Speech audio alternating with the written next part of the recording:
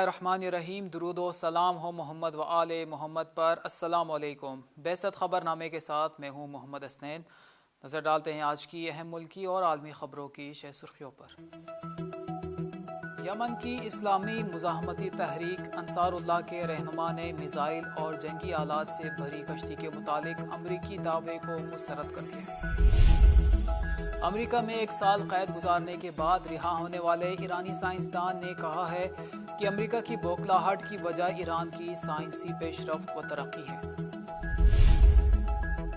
अमरीकी ऐवान नुमाइंदगान में मकबूजा कश्मीर से मुतालिक बिल पेश किया गया है, जिसमें भारत से मकबूजा कश्मीर में मवासलात की बंदिश और नज़रबंदियों के खात्मे का मुतालबा किया गया है। ईरानी सदर हसन रूहानी ने कहा है कि पाबंदियों के बावजूद दुश्मन हमारी मईशत को नुकसान नहीं पहुंचा सके।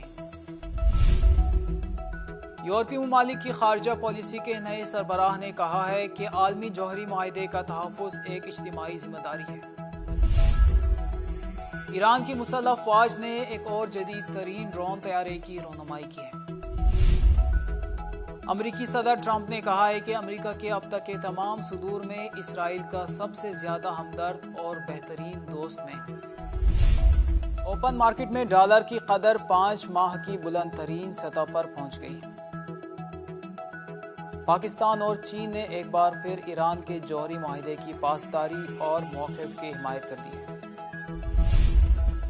इराक़ी पार्लियामेंट के मुतादिद अरकान ने अवामी रज़ाकार फोर्सेस हशद-उश-शाबी के बाज़ अफसरान के खिलाफ पाबंदियों को अमरीका की बौखलाहट की अलामत करार दे दिया है।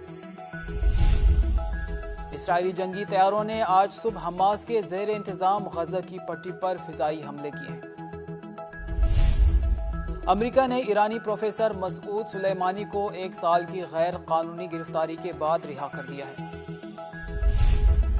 सऊदी अरब के बादशाह शाह सलमान ने अमरीकी फौजी मरकज में होने वाली फायरिंग के तनाजुर में अमरीकी सदर डोनाल्ड ट्रंप से टेलीफोन पर गुफ्तगू करते हुए इस वाक़े की मज़म्मत की। सऊदी अरब के मुशीर खारिजा आदिल अल जुबैर ने कहा है कि यमनी मुकावमती तंजीम अंसारुल्लाह को यमन के मुस्तकबिल में अहम किरदार दिया जाएगा। कतर में अमरीका और अफगान तालिबान के दरमियान 3 माह से तातुल के शिकार अमन मुज़ाकरात दोबारा बहाल हो गए हैं। हिंदुस्तान में अनाज मंडी में आतिशज़दगी की इत्तला मिलने के बाद मकामी थाना, पुलिस और फायर ब्रिगेड की गाड़ियां जाए वक़ुआ पर पहुंच गई और इमदादी सरगर्मियां शुरू की है। वाक़े में 32 अफराद हलाक हो गए।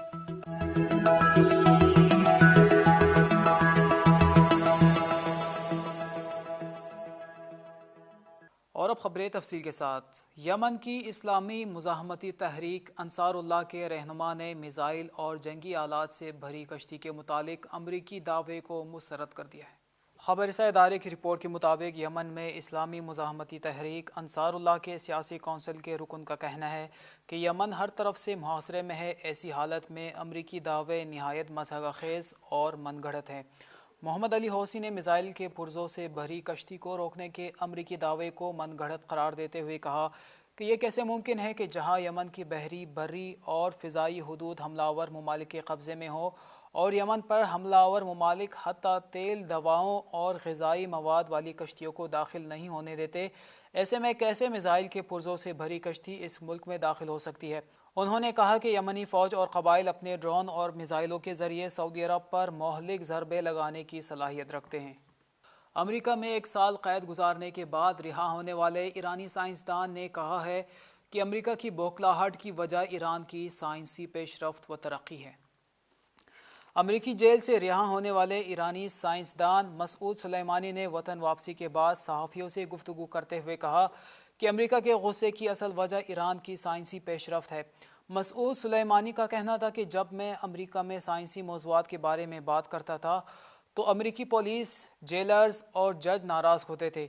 ईरानी साइंसदान ने कहा कि जब मैं जेल में था तो अमरीकी हुकाम ने दूसरे कैदियों को बताया था कि वो एक दहशतगर्द है, लेकिन कैदीन की इस बात को कबूल नहीं करते थे।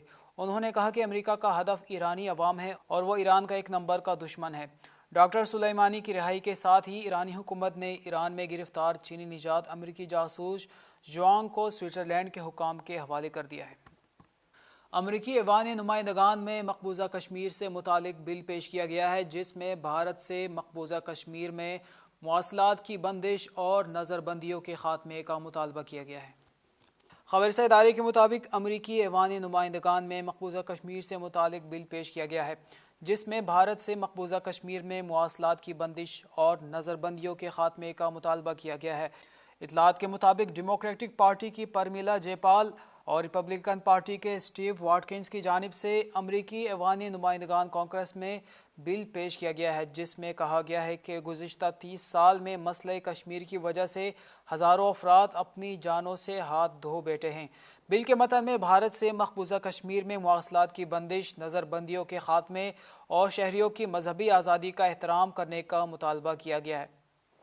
ایرانی صدر حسن روحانی نے کہا ہے کہ پابندیوں کے باوجود دشمن ہماری معیشت کو نقصان نہیں پہنچا سکے ہیں۔ ایرانی صدر حسن روحانی نے آج بروز اتوار پارلیمنٹ کو 1399 ہجری شمسی کے بجٹ کا بل پیش کیا۔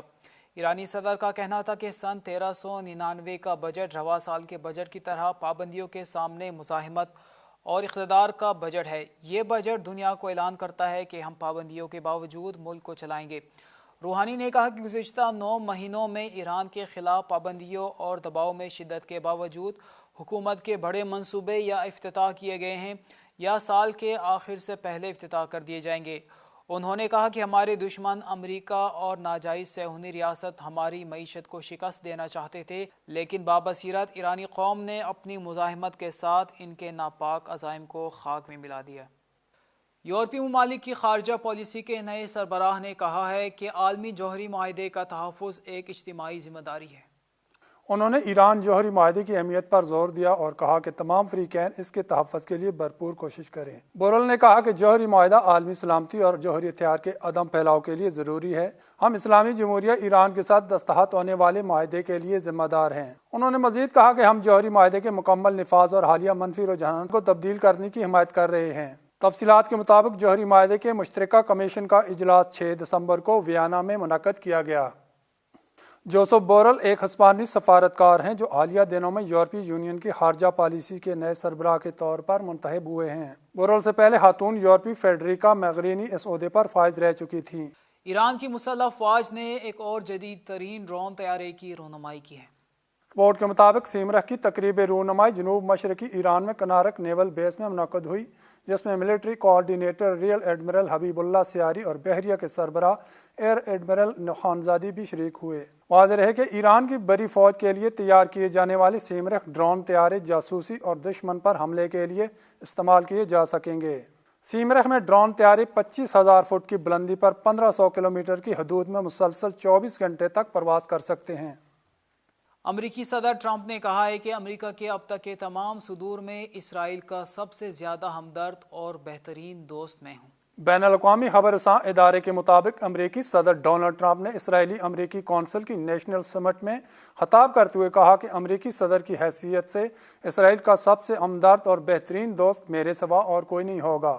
امریکی صدر نے مزید کہا کہ میں نے اسرائیل سے جو وعدے کیے انہیں نبھایا اور تیل ابیب سے امریکی سفارتخانے کو یروشلم منتقل کرنے کا کٹھن کام بھی میری صدارت میں ہوا، جس پر مخالفین کے ساتھ ساتھ میرے ابھی بھی ناقد ہو گئے تھے، لیکن میں نے کسی کی پرواہ نہیں کی۔ صدر ٹرمپ نے اپنے دعوے پر زور دیتے ہوئے کہا کہ مجھے پہلے سے تمام ہی امریکی صدور نے اسرائیل سے ماض زبانی وعدے کیے اور کسی ایک بھی وعدے کو پورا نہیں کیا، کیونکہ وہ سب خوفزدہ لوگ تھے اور میں وعدے پورے کرنے والا صدر کہلایا جانا چاہتا ہوں۔ یہ تھی آج کی خبریں۔ اگلے خبرنامے تک اجازت دیجیے۔ دیکھتے رہیے بعثت تعلیمی ٹی وی چینل۔ اللہ حافظ۔